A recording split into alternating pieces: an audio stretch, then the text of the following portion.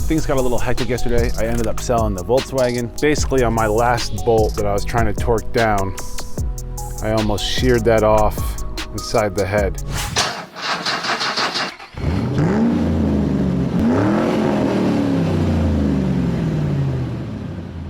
Welcome back, guys, to another episode of Broke Premiere. If you're new to the channel, then you probably don't know, but we've been working on a 2008 Mazda-3 that I picked up for $800. It has 136,000 miles, and last episode, if you missed it, we ended up sanding down all the tops of the car and spray painting it. But if you've already been here, you know that I got this so cheap because the kid who sold it to me said that the coolant reservoir kept leaking and he didn't know why. And my original thought was, well, that's the coolant reservoir, there's no leaking there, so most likely it's probably the radiator. Then I searched the radiator and it was bone dry. But then after we took a test drive, I found out that down here there was a puddle of coolant. Now the first thought was that it could be just a thermostat. But on the test drive, the car would get a little warm, then it would cool down, a little warm, then it would cool down. So that shows that the thermostat was opening and closing, letting the engine cool down. So then my second thought was, okay, so maybe it's just the thermostat gasket. Now, it turns out there's no thermostat over here. It's actually over here. So the water pump and thermostat are on the left-hand side. And what I found out on the right side after some research is what is known as a water outlet gasket. Now they're fairly common to bust on these 2.0s, so that is what I picked up. It's a $10 gasket. It could be the plastic housing around it, you know, it is plastic, but my hopes is that it is just the gasket because, well, that's all I bought. So fingers crossed it's just the gasket. So that's where we're gonna start out today. If you guys are wondering about the Volkswagen, it's still there. Unfortunately, I had to go away for the weekend, so I just didn't have a chance to sell it. But for right now, we're just gonna focus on changing that gasket. Let's get at it.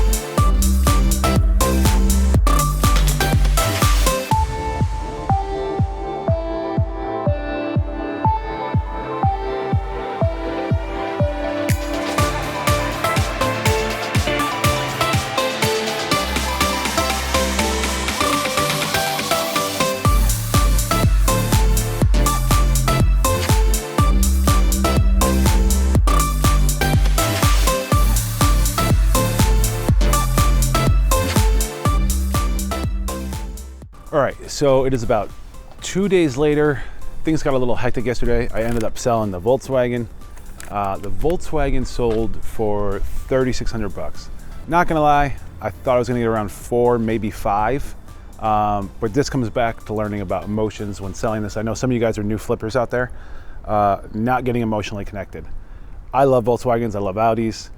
I know a lot of people who aren't lovers of them think they're problematic and cost a lot of money, and they can if you don't fix the thing that's broken right away. If you wait to fix an easy thing, it can cost a lot in the end because the other things break. But anyway, all that aside, I thought I'd get around 4 to 5. I probably could have got 4 if I kept fighting, but honestly, I just needed to sell the car and keep moving. I had a bunch of interest, no one was showing up, so it was just let it go, move on. Now, the last thing I taped, I think you guys saw that I removed the water outlet, and I thought it was just gonna be this bad gasket. And it was. I mean, this gasket literally just breaks apart. It's shredding. I can just pull pieces off of it. It's done. It's dry rotted from all the heat. But what actually was broken was the water outlet itself. So this piece, as you can see, is completely missing. It should have a little lip like the rest of this. This busted off, caused the gasket to bust out. So I went, bought that piece, returned the other gasket I had, and this whole piece was 66 bucks. So not bad. But today, the lashers came in for the missus car. So before we touch anything with the water outlet, I have to fix her car so that she can start driving again and I can work on this car. Here's the lashers. I bought 12 of them to replace all of them on the left rocker arm. It's gonna be a pretty extensive little job to do, so let's get at it.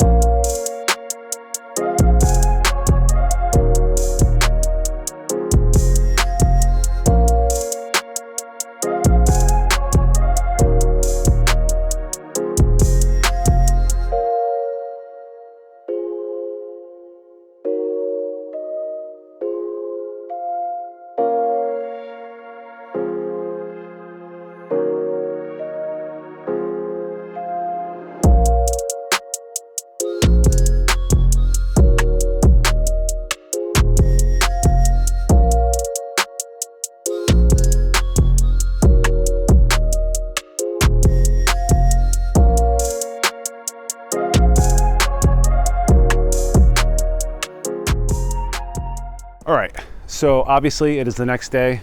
It was a long night. I ended up having to go about an hour away to pick up more parts for the rocker arm. Turned out more was wrong with it. First, I kind of want to show you, this is what happens, is these lashers, this little top, it busts off, and normally it just kind of rolls around this little ball bearing end. So once that busts off, it's just extra space, extra void, and then it kind of slides around the whole valve top. So that's the whole reason why we needed to start this process. Now, if you saw, I had to make some jigs to make this thing work. I saw people who were using hydraulic presses, their workbench vise. Honestly, this is all you need, guys. This and that little pick, it went in pretty dang smooth after I got the rhythm. The other thing is if you ever do this, these little plates sit on top of these hydraulic lashers on the inside of that whole thing. So you actually end up hitting this before you touch this. And sometimes you bust through, as you see, from this guy. So you think you're actually knocking this out, but eventually you bust through and then it drops down like another ½ inch. And these look like plastic when you get the new ones, but they're actually like hardened carbon steel. They're pretty dang hard. So as you can see, it's a big pain to get this thing done. But what caused me even more time yesterday was that the actual rocker that the lasher was shot on started sliding over and carving into one of these, what's called a rocker arm mounting plate. So check this out. Because of this, I had to drive an hour away just to get to the only dealership that actually had this part. So this part alone, or this package, it only comes in the full set, is $180. Those lashers, getting a deal on them and shipped to me was $100 for all 12. So altogether, I'm about $300 into this. If you guys ever have to do this, someone else said it in another video that I watched, buy the whole rocker arm. Buy the whole rocker arm. It's like $450 from Rock Auto. Save yourself the headaches. Don't be stubborn like I was. Don't waste the time. Don't try to save the money. Unless it's gonna be like a weekend project where you wanna learn, just spend the extra $150, buy the whole rocker arm, have it sent to your house and put it in. Also, if you are going to dismantle it and do it piece by piece, make sure you can have this open so you can see if it's just the lashers or if it's just the mounting plates or vice versa. Anyway, so the goal right now is to put the rocker arm back in, and then finally we'll be able to tackle the water outlet on this guy, and then hopefully we'll get to the sanding and buffing of this guy today. We'll see what happens. Let's get at it.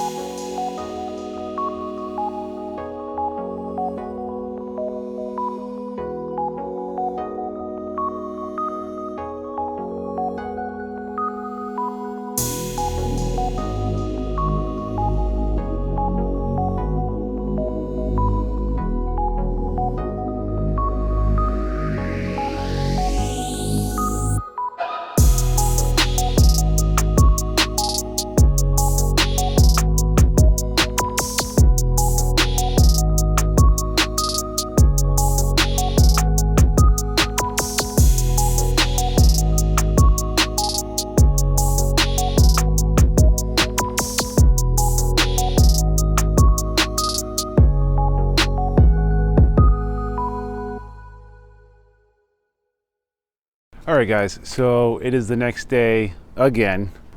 Things ran a little late last night. Basically, on my last bolt that I was trying to torque down, I almost sheared that off inside the head. So I got really lucky that I was able to get it out. Unfortunately, I could not get a new bolt. The closest one was 2.5 hours away or 7 to 10 days shipping. So I went to the junkyard this morning. I ended up picking up a couple for like $2. I was able to torque that down. You just saw that, but I don't know what's going on, guys. Everything's done, but it's still ticking just as loud as it was. I'm wondering at this point if there's a bent valve. I don't know if it's an oil pressure problem, but it's just just as loud. Here, we'll start it quick so you can hear it.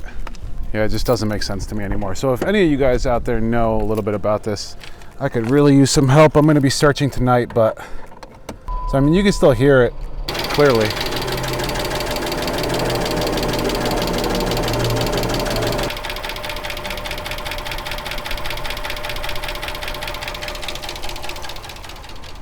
So anyway, if you can't tell, probably by my face, that thing's beat me up. I'm like 5 days into that project and I feel like I got absolutely nowhere. So right now, this is probably gonna be the last thing we do. I don't think I'm gonna be able to buff this episode, but I am going to finish installing the water outlet and gasket on this car, and then hopefully try to bleed the coolant, which I'm hearing is quite the process. So it'll probably be the last thing that I do on this video. Let's get at it, guys.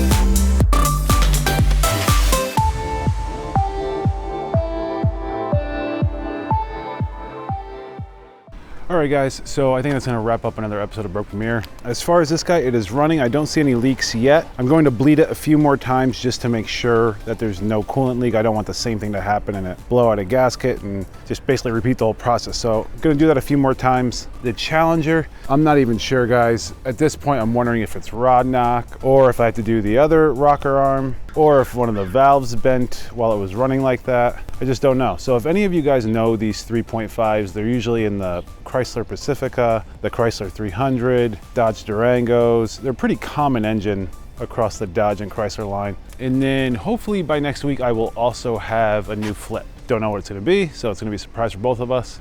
Also next week, sorry I wasn't able to get to it this week, but next week we will be able to vacuum this whole thing, wipe it down, and just buff everything. So that's the plan. Until next time, hope you have a wonderful week, and see you then. Later, guys.